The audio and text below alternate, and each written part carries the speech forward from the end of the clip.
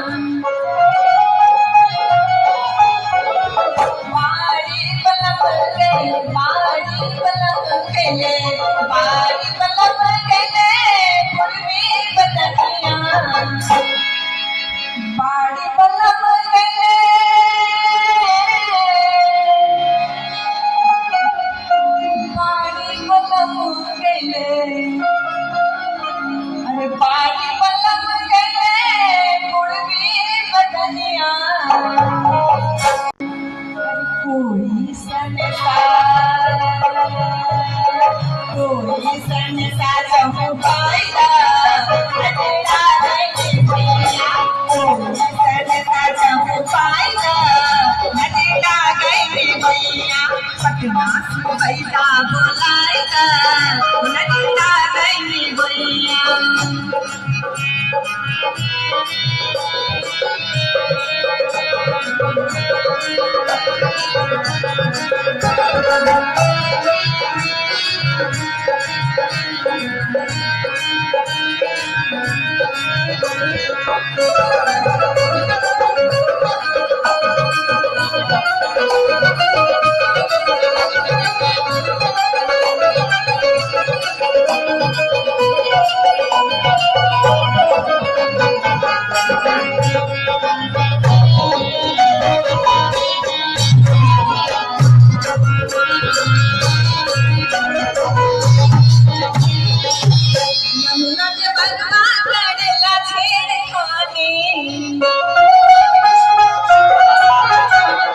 लहुरा के बरवा करेला छेड़खानी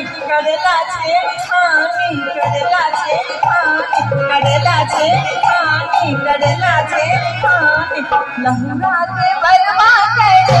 छेड़खानी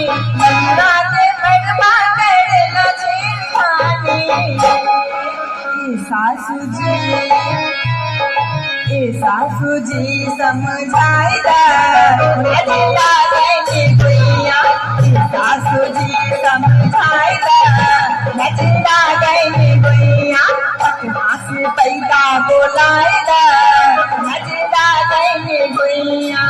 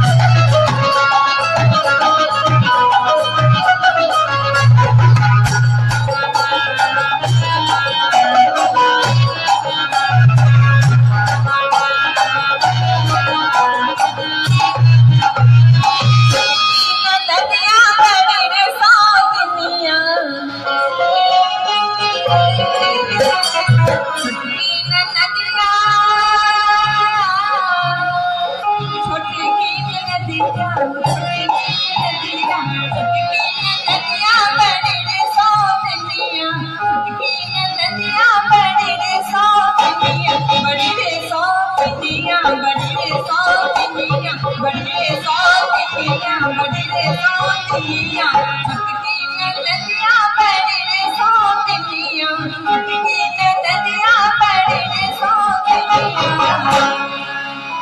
सासू कौन डराएगा